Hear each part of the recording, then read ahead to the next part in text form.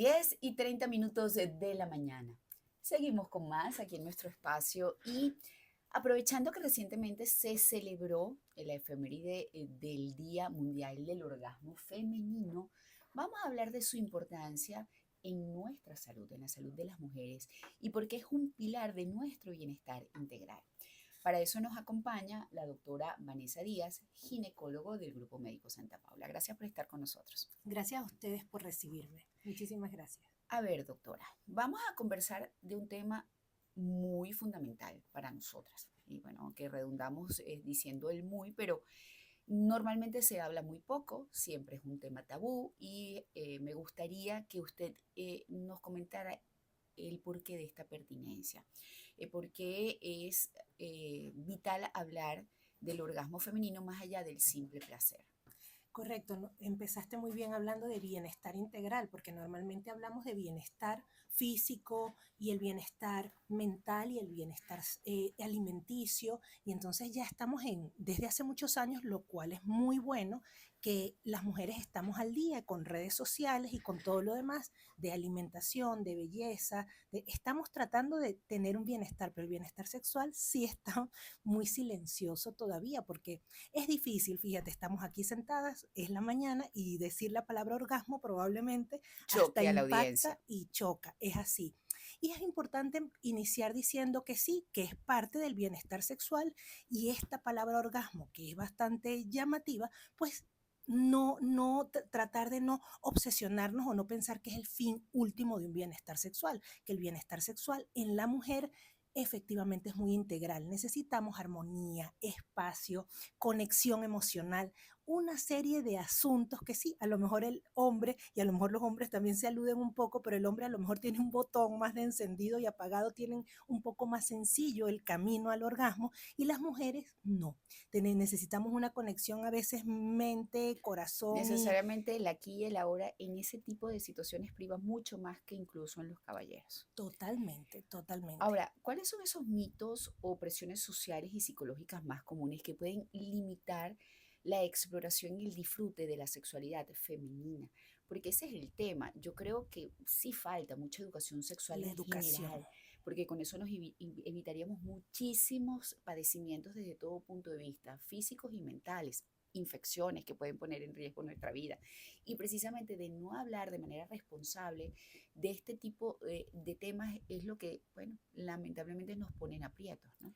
Correcto, ¿no? La educación sexual es incompleta y en general, y lo conocemos en la cultura, la educación hacia el varón es una educación más hacia el empuje y el uso del preservativo como cuidado, pero es como todo bien mientras uses esto. En la niña, en la jovencita, en la adolescente, la educación sexual todavía sigue siendo basada en el miedo.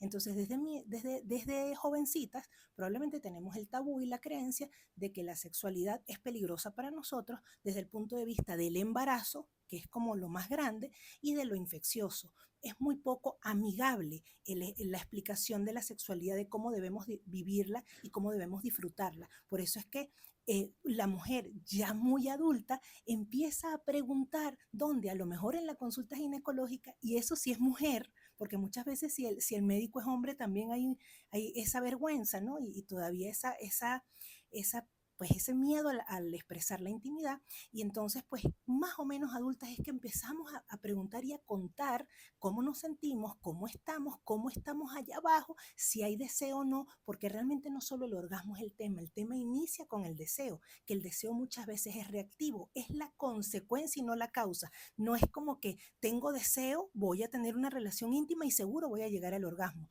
Probablemente luego de una estimulación, que puede ser una cena, que puede ser un cariño, que puede ser un ambiente bonito, integral, allí inicia el deseo después de una estimulación y luego probablemente llegue el orgasmo. Y si no pasa, el que tengamos en cuenta que si no llegamos al orgasmo, lo importante es el placer durante el camino, ¿no? Que no sea el fin Claro, último, ¿no? Sino claro. disfrutar el camino, el proceso.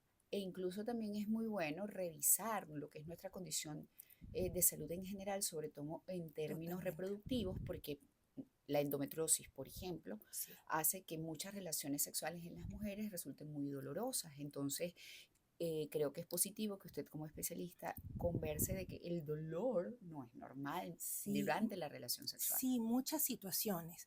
Sin tener que tener una condición, normalmente muchas mujeres tienen muchos peros en el momento de la sexualidad, desde la falta de lubricación local, y eso, pues volvemos a lo mismo, la falta de deseo, y las situaciones muchísimas. La endometriosis, que es el dolor pélvico. Nosotros decimos, tener dolor con la menstruación es normal, un poquito, un poquito de dolor, claro que sí, una molestia. Tener un dolor que incapacite es normal, no, no es normal. Entonces el dolor pélvico obviamente limita, pero muchísimas situaciones.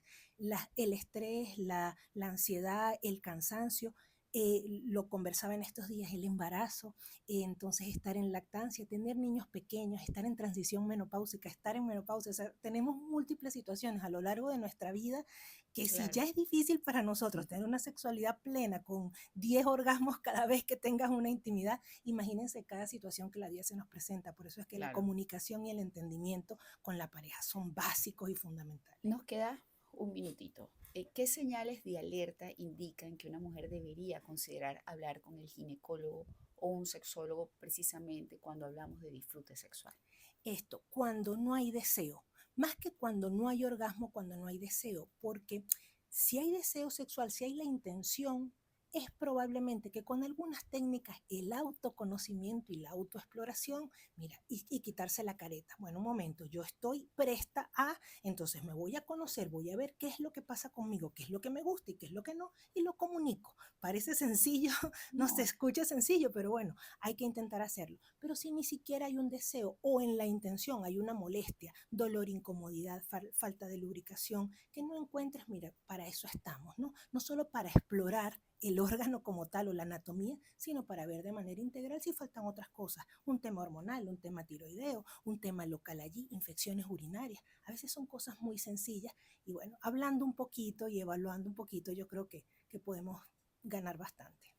bueno, muchísimas gracias a nuestra invitada, la doctora Vanessa Díaz, ginecólogo del Grupo Médico Santa Paula, nos acompañó para hablar del orgasmo femenino como algo indispensable para nuestro bienestar integral. A propósito que recientemente esta semana se celebró el Día Mundial del Orgasmo Femenino. 10:38, tenemos más para ustedes aquí en A Tu Salud, la revista.